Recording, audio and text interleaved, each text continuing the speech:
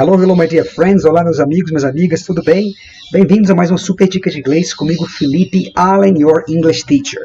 Hoje nós vamos falar desse pronomezinho aí, ó, bacana, o it, né? A pedido de um aluno meu que falou: Felipe, explica pra gente como é que funciona esse it, que eu fico louco com ele. Não se preocupa, hoje o seu problema vai ser resolvido, ok? Então vamos entender o que é o pronome it em português e por que ele é tão difícil para algumas pessoas entenderem. Bem, primeira coisa, para quem já sabe, né, o pronome it a gente usa para objetos inanimados. Né? Primeira coisa que o pessoal fala, um cachorro, por exemplo, a dog. Né? A dog você fala que é it. Você não sabe o sexo, você usa it. Né? Para garrafa, por exemplo, bottle. Né? Bottle. Né? A bottle é it, porque a garrafa não vai ser ela ou ele, é it. Né? Por exemplo, se eu falo a garrafa é bonita, the bottle, olha lá, the bottle is beautiful, né? Segura aí, is beautiful, né? A garrafa é bonita. Se eu não quiser falar the bottle, eu coloco apenas it, né? It is beautiful. It is beautiful. The bottle is beautiful. Olha lá. The bottle is beautiful. It is beautiful. It is beautiful. The bottle is beautiful. Né? Por que a gente não coloca o he e o she? Because o he e she é só para seres humanos, tá? Então, por exemplo, Sarah, vamos tirar aqui, ó, vamos pegar aqui, vamos voltar aqui no the bottle, vamos supor que eu fale Sarah. Sarah is beautiful. Se eu falar que a Sarah é bonita e quiser substituir, vou falar she is beautiful, né? Se for o Pedro, Peter is beautiful, e eu quiser substituir por um pronome, eu vou colocar he is beautiful, né? Mas se for a garrafa, né, the bottle não dá para ser he and she, porque he and she é pra gente, então eu teria que colocar it is beautiful. Beleza? Essa é a explicação mais básica para o it. Mas o fato é que a gente comete erros absurdos, porque a gente não entende uma coisa muito importante que eu vou revelar para vocês agora. O it, o que ele é? O it é simplesmente quando a gente não tem um sujeito na frase em português. E uma regra de inglês é: não existe frase sem sujeito no inglês. Olha, não existe frase, se liga aí, anota aí, não existe frase sem sujeito no inglês, tá? Isso é uma regra do idioma. Isso é uma regra do idioma, você memoriza, né? Vou ter que colocar menor aqui que está muito grande, vamos botar aqui 40, 30, olha lá, it. Não existe frase sem sujeito no inglês, gente, isso é uma regra. Por isso que a gente usa o it às vezes, né? Quer um exemplo prático? Por exemplo, uma frase em português que a gente não coloca o sujeito. Vamos pegar um erro comum. Aqui, vou revelar para vocês. Ó. Duas frases que estão horríveis em inglês e que a gente fala muito. Ó. Is very good to be here. Né? Tipo, é muito bom estar aqui. Gostoso, né? É muito bom estar aqui. Is very good to be here. Gente, em inglês fica horrível. Isso não existe. Mas em português a gente fala, é bom, né? É bom. É bom estar aqui, né? É bom, é gostoso. A gente não usa, a gente usa o verbo estar. Estar bom, é bom. Mas em inglês não. Por que não? Porque existe a regra em inglês que não existe frase sem sujeito no inglês. Então, para consertar isso aqui, a gente usa o it, né? Por quê? Para ficar bonito, para cumprir essa regra, né? Quando a gente traduz, ela desaparece. Não tem uma função específica, né? Eles chamam de um pronome assim, sem função, né? Só para ficar bonita a frase, porque tem que obedecer a regra. Mas o certo é, it is very good to be here. É muito bom estar aqui. Se você falar is very good, está horrível. Mesma coisa com essa frase aqui, ó. Nossa, tá chovendo muito. A gente fala, né? Tá chovendo muito. Tá chovendo muito. Tá chovendo muito. Tá chovendo muito, né? Aqui é o verbo estar. Está chovendo. Não tem sujeito. Não é ele está chovendo, ou ela está chovendo, ou o céu está chovendo. Em português a gente fala está chovendo.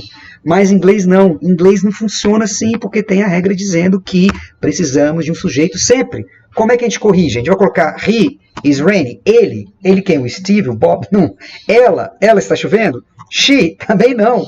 Então, por isso que existe o it. It is raining. It's raining, man. Aleluia, né? Tem a música. It's raining. man. Tá chovendo, homem. Na música ele fala, it's raining man. Tá chovendo homem, né? Aqui no caso, it's raining a lot. Tá chovendo muito, tem que ter o it. It's raining a lot. Estão entendendo? Estão entendendo, né? Outro exemplo que as pessoas, o do terceiro uso do it, né? Então, recapitulando antes da gente passar para o próximo, né? O primeiro it é para coisas inanimadas, né? Você tem um cachorro, tem a garrafa, você coloca it porque o he, o she é só para gente. O segundo uso é quando a frase, em português, não tem, começa sem o sujeito, né? Tá chovendo, em inglês a gente vai ter que colocar o sujeito, então vai o it. E agora, é esse daqui, ó, quando a gente usa para substituir, novamente, coisas que são coisas, né? Por exemplo, do you like to study English? Yes, I do. Actually, I love it. Qual que é o erro comum aqui? Olha o que está acontecendo aqui, ó. Do you like to study English? Você gosta de estudar inglês? Yes, I do. Sim, eu gosto. Actually, na verdade, I love it. Eu amo, eu adoro. Em português, a gente falaria só eu amo. O que você ama? Estudar inglês, né? Mas em português, se você fala assim, eu amo, todo mundo fica feliz, né? Você não precisa falar assim, eu amo estudar inglês, ou eu amo o inglês. Mas em inglês, não. Se eu responder só I love, fica bizarro. Porque em inglês não tem frase sem sujeito, e também depois a gente precisa de um complemento, de um objeto, né? Então exige, em inglês, gente, a gente tem que ter a frase bonitinha. Sujeito, verbo, complemento. I love it. I love apple. Eu gosto de maçã.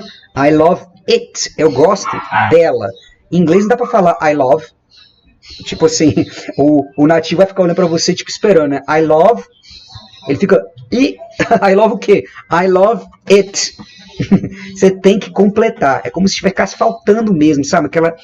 Precisa. É assim que é falado, é assim que é utilizado. E você tem que usar dessa forma se você quiser falar de uma forma correta e fluente. Tá bom? Esse é o terceiro uso, quando a gente precisa usar o it depois do verbo também. Um outro exemplo, para a gente finalizar essa aula com chave de ouro. Olha, um exercício prático para nós aqui. Vamos ver aqui, ó. I can't stand soccer, né?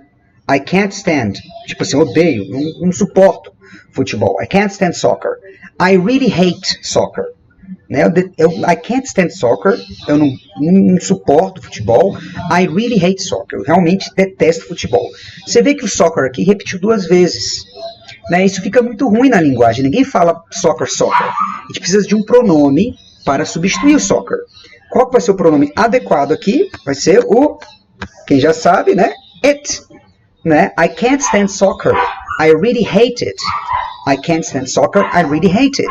Muito bom. Em português, eu não suporto futebol. Eu detesto. Separaria, né? Eu detesto. Tá ok, parar em detesto. Em inglês, não. Você precisa completar. Depois do verbo, tem que colocar I really hate it. Ou outro exemplo. I can't find my wallet. I guessed I must have lost my wallet. I can't find my wallet. Não consigo achar minha carteira.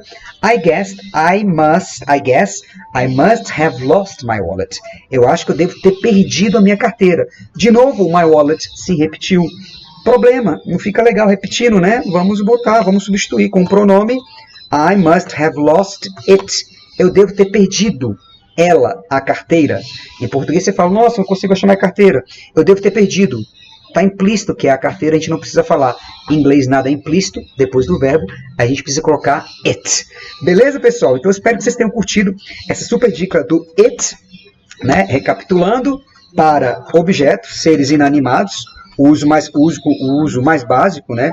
Objects e animals, né? A gente vai usar o it também quando a frase tem sujeito, não tem sujeito em inglês, não tem sujeito em português, né? A gente tem que colocar o it para ter sujeito, regra do inglês, frase tem que ter sujeito, e depois do verbo, it, depois de verbo, depois de verbo como complemento, né? A gente precisa também de colocar um complemento depois do verbo, ok? Espero que tenham gostado dessa super dica. Escreva a frase no comentário usando it daquela forma linda e maravilhosa. Bye, bye.